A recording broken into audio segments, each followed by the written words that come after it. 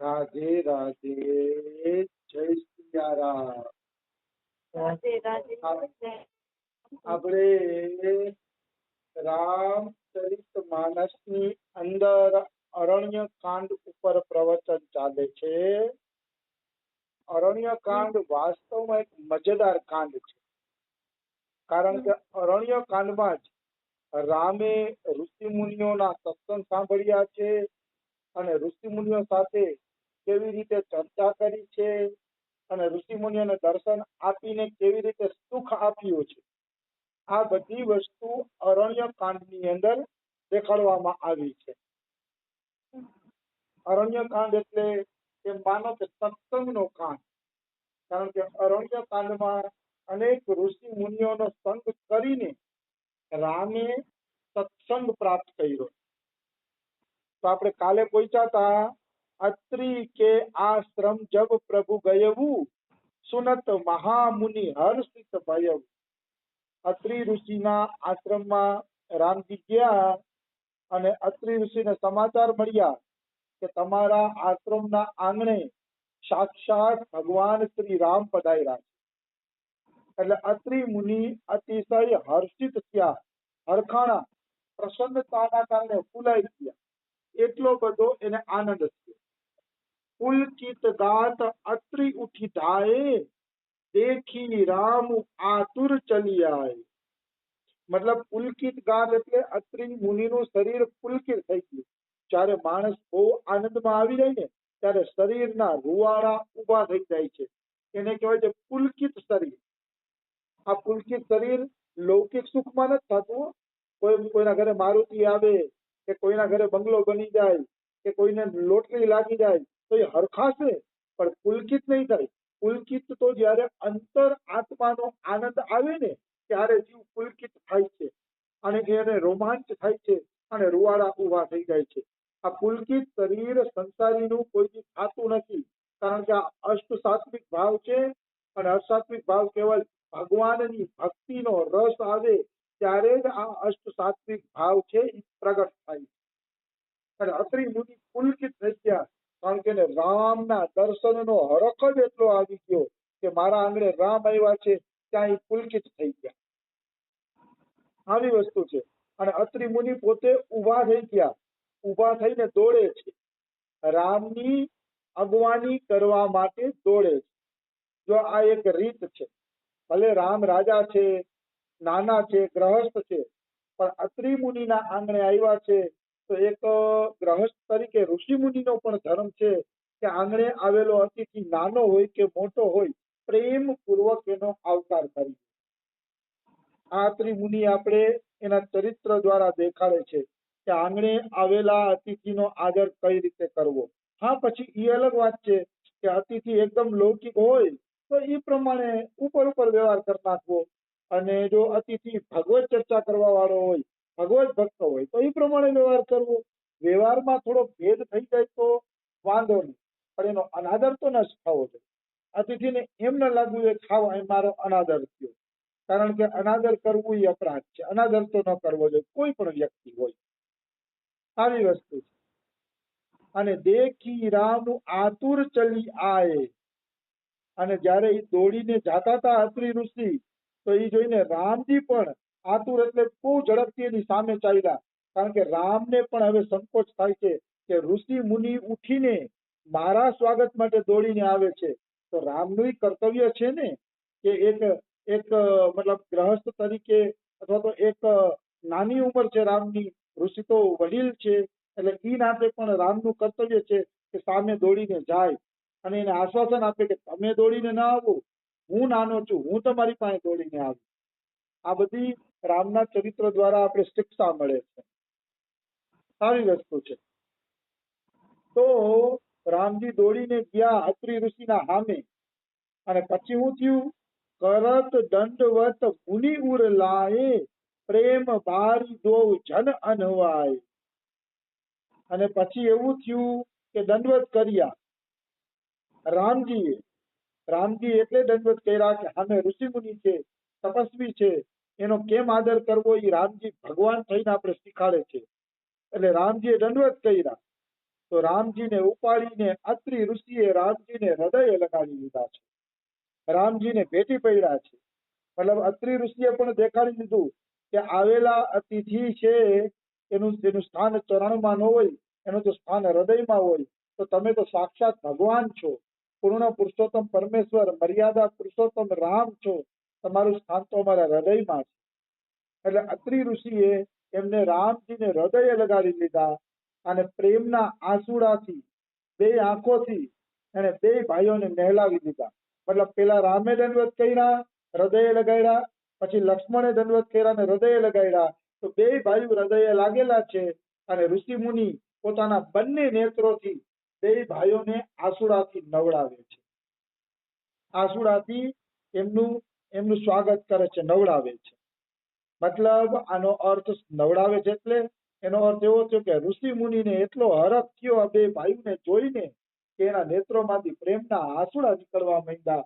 અને એ આંસુડા એવા ભાવપૂર્વક નીકળતા હતા કે રામને એ પણ કઈ બોલી ન શક્યા અને આંસુડામાં સ્નાન કરવા માંડ્યા રામજીને બે જણા. એટલે મારો કહેવાનો ભાવ શું છે કે આ રીતે ભગવાનના દર્શનથી જીવને આનંદ થવો જોઈએ, ભક્તોના દર્શનથી જીવને આવો આનંદ થવો જોઈએ, હૃદય છલકાઈ જવું જોઈએ, આંસુડા નીકળી જવા જોઈએ. આજ કે દિન કી જાઉ બલિહારા, મેરે ઘર આયા રાજા રામજી કા પ્યારા. આ બધું રસિકો કાંઈ અમથું નથી લખી ગયા, રસિકોને વાસ્તવમાં આવો આનંદ મળ્યો છે. ભક્તોના દર્શનથી, ભગવાનના દર્શનથી એમને આવો આનંદ મળ્યો છે એટલે એ લોકોએ આવી રીતે બધું લખ્યું છે, ખોટું કાંઈ નથી આમ. પછી આવે છે દેખી રામ છબી નયન જુદાને, સાદર નિજ આશ્રમ તબ આને. રામજીની છબી જોઈને મુનિના નેત્ર શીતલ થઈ ગયા છે. દેખી રામ છબી નયન જુદાને, જુદાને એટલે શીતલ થઈ ગયા છે. મતલબ રામનું જે સ્વરૂપ સૌંદર્ય છે, ઓહો, વલ્કલ વસ્ત્રોમાં છે, જંગલી વેશમાં છે, કોઈ ઘરેણા નથી, કોઈ હીરા માણેકના હાર નથી, અયોધ્યાના રાજા જેવો વેશ નથી. તોય અત્રિ ઋષિને એમ થયું હા હા હા, આજ મારી આંખને ઠંડક મળી, કારણ કે આજે મેં આવી છબીના દર્શન કર્યા. આ ભાવની દુનિયાની વાતો છે. ખરેખર વનવાસી રામ એટલા સારા લાગે છે ને કે ઘરેણા પહેરે છે ને તોય એની એટલી સુંદરતા નથી થતી. ખાલી એક વલ્કલ પહેરીને વનવાસી રામની અરે ખાલી રામાનંદ સાગરે એવા દેખાડી દીધા છે કે વલ્કલ વાળા રામને આપણે જોઈએ ને તો ઘરેણા વાળાને જોવાની ઈચ્છા ન થાય. ઋષિ મુનિના રૂપમાં રામની જે અતુલનીય શોભા થાય છે એ શોભા જ અલૌકિક છે. આવી વસ્તુ છે. ઘરેણા ક્યારેક છે ને અસલી સુંદરતાને ઢાંકી દે છે, એટલે ઘરેણા નકામા છે. સુંદરતા તો સ્વતઃ હોય, સહજ હોય અને સ્વાભાવિક જે સુંદરતા હોય ને એને સુંદરતા કહેવાય. બાકી મેકઅપ કરીને સુંદર બને સુંદરતા કહેવાય નહીં. એ મેકઅપ નાઈ લે એટલે બધા હતા એવા ને એવા થઈ જાય. તો રામની છબી એટલી સુંદર હતી કે ઋષિ મુનિના નેત્ર શીતલ થઈ ગયા. ગોપીઓએ પણ વેણુ ગીતમાં આમ જ કીધું છે, બે ગોપીઓ વાતો કરે છે તો એક ગોપી પ્રશ્ન કરે છે કે આંખની શોભા કેમાં છે, આંખની સફળતા કેમાં છે, સખી તું મને બતાવ તો ખરી. બે ગોપીઓ વાતચીત કરે છે કે આંખની સફળતા કેમાં છે. ત્યારે બીજી ગોપી કહે છે આંખની સફળતા એમાં જ છે કે કૃષ્ણ ગાયો ચરાવવા જાતા હોય, વાંસળી વગાડતા વગાડતા અને પાછળ ગાયો હાઈલી જતી હોય અને પછી સાંજે ગાયું ચરાવીને પાછા વળે અને વાંસળી વગાડતા વગાડતા આપણે બધા ઉપર કૃપા દ્રષ્ટિ કરે. એ કૃષ્ણની શોભાના દર્શન કરવામાં જ આંખની સાચી સફળતા છે. બીજા કોઈ કાર્યની અંદર આંખની સાચી સફળતા નથી. આ નિશ્ચિત વાત છે, એમાં કોઈ એટલે કોઈ શંકા નથી. નેત્ર ત્યારે સફળ છે જ્યારે ભગવાનની છબીના દર્શન કરે છે. આપણે એમ થાય કે અત્યારે તો આપણે ભગવાન દેખાતા નથી તો આપણે શું કરવું? તો કે જો અત્યારે આપણે ભગવાન ન દેખાતા હોય તો શાસ્ત્રોના દર્શન કરો, સંતોના દર્શન કરો, મંદિરમાં જે મૂર્તિ છે, વિગ્રહ છે એના દર્શન કરો, ભગવાનના ફોટાઓના દર્શન કરો. જે કરો એ પણ આ નેત્ર સંસારને તો જોવો જ ન જોઈએ. તે હંમેશા ભગવદ ચિંતનમાં લાગેલો હોવો જોઈએ. આંખમાં શ્યામ સુંદરની છબી એવી સમાઈ જવી જોઈએ કે વાત ન પૂછો. અને એટલી શક્તિ તો મનુષ્યને આપી જ હોય. હું હમણાં એમ કહું કે કૃષ્ણ ભગવાન ઘોડો બન્યા હતા અને એક સખો કૃષ્ણ ભગવાનની માથે બેઠો હતો. આમ બોલું તો બધાયની એટલી તો ભગવાને શક્તિ આપી જ હોય કે આ દ્રશ્યનું ચિંતન કરી શકે. ભલે ક્ષણિક આછું પાતળું પણ એ દ્રશ્ય એના ચિંતનમાં આવે છે જરૂર. એમાં કોઈ એટલે કોઈ પણ પ્રકારની શંકા નથી. કારણ કે એટલી શક્તિ દઈને મનુષ્યને મોકલા છે. મનુષ્ય ભગવત ચિંતન કરી શકે, ભગવત પ્રાપ્તિ કરી શકે, એ બધી સાજ સામગ્રી આપીને જ મનુષ્ય જન્મ આપવામાં આવે છે. એટલે રામાયણમાં લખ્યું છે દુર્લભ સાજ સુલભ કરી પાવા. આ મનુષ્ય જન્મ એવો છે એમાં ભગવત પ્રાપ્તિનો સાજ સામાન બધોય તમને ભગવાને આપ્યો છે. પણ આપણે એ સાજ સામાનનો ઉપયોગ નથી કરતા. એટલે આપણે એવું લાગે છે કે હું ભગવાનને પામી નહીં શકું. પામી જ શકો. કારણ કે બધાય પામી શકે એવો સાજ સામાન આપીને ભગવાને જીવને ધરતી ઉપર મોકલા છે.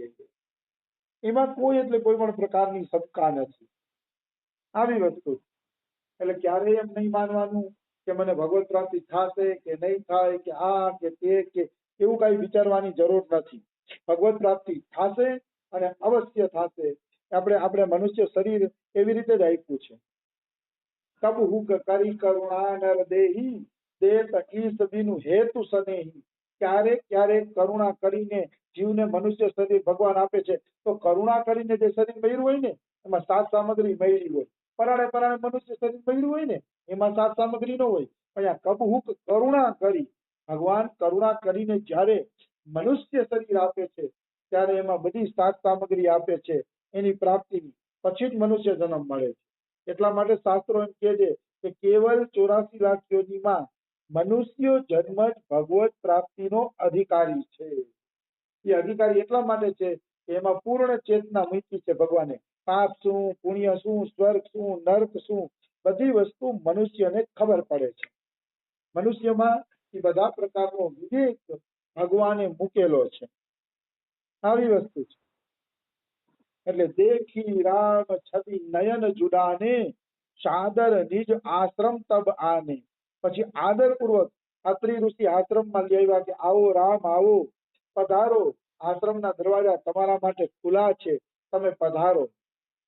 પછી તો બહુ આદરપૂર્વક આવે છે. જો આ અતિથિ સેવાનો નિયમ છે કે અતિથિ આવે તો દોડીને દરવાજા સુધી જાય, પછી એનો હાથ પકડીને આદરપૂર્વક આપણે અંદર લઈ આવીએ, એને આસન આપીએ, જલ આપીએ. એ પણ અતિથિ સેવાનો એક નિયમ છે. તો અત્રિ મુનિ આશ્રમની અંદર આદર સાથે લઈ આવ્યા. પછી શું કર્યું અત્રિ મુનિને? કરી પૂજા કહી વચન સુહાય દિયે મૂલ ફલ પ્રભુ મન ભાય. પછી અત્રિ ઋષિએ રામજીનું પૂજન કર્યું. મુનિ હોવા છતાંય પૂજન કરે છે. કારણ કે આંગણે આવેલા અતિથિ ભગવાનનું સ્વરૂપ હોય છે. એમ કહે છે કે જે કોઈના ઘરેથી અતિથિ નિરાશ થઈને વયો જાય છે તો એના બધાય પાપ આપણા ઘરમાં મૂકતો જાય છે અને આપણા બધાય પુણ્ય લેતો જાય છે. પણ એટલું ધ્યાન રાખવું કે અતિથિ જેવો હોવો જોઈએ. પછી એકદમ લૌકિક માણસ જ હોય ને જેને અતિથિ શું જનાવર જેવું જીવન જીવતા હોય તો એવામાં આડાચૂકું કરી નાખો, દરવાજો ન ખોલો તો ચાલે. પણ સારો અતિથિ હોય, ભક્ત હોય, એવો અતિથિ હોય તો બને ત્યાં સુધી થોડું ઘણું એનું સ્વાગત સત્કાર કરવું જોઈએ. તો અત્રિ ઋષિએ રામજીની પૂજા કરી પૂજા કહી વચન સુહાય. વચન પછી હારા વચન બોલીને સ્વાગત કર્યું. પૂજા કરી પછી વચન શબ્દ પ્રયોગ કર્યો છે. વચન એટલે રામ આજ મારું આંગણું પવિત્ર થઈ ગયું. આજ તમારી પૂજા કરીને, તમારા ચરણ પખાડીને અને એ ચરણનું જલ મારા ઘરમાં છાંટીને મેં મારા ઘરને તીરથ બનાવી દીધું છે. તમારું ચરણામૃતનું જલ અમે બધાએ પીને ગંગા સ્નાનનું પુણ્ય પ્રાપ્ત કર્યું. સંતોના ચરણ ધોવાથી અને એનું જલનું ચરણામૃત લેવાથી અવશ્ય જીવને ગંગા સ્નાન અને બધાય તીર્થોમાં સ્નાન કરવાનું ફળ મળે છે. કારણ કે સંત છે ને હાલતા ફરતા તીર્થ છે. જો જગ જંગમ તીર્થ રાજુ. સંતો હાલતા ફરતા તીર્થ છે. એટલે જો સંતો તમારા ઘરે ચરણ નાખી દે, એનું ચરણામૃત મળી જાય તો નિશ્ચિત રૂપે તમારું ઘર પવિત્ર થઈ જાય છે. એમાં કોઈ એટલે કોઈ શંકા નથી. તો અત્રિ ઋષિ આગળ શું સેવા કરશે એ આપણે કાલે લઈ લેશી. આજે સમય થઈ ગયો છે. રાધે રાધે. જય સિયા રામ.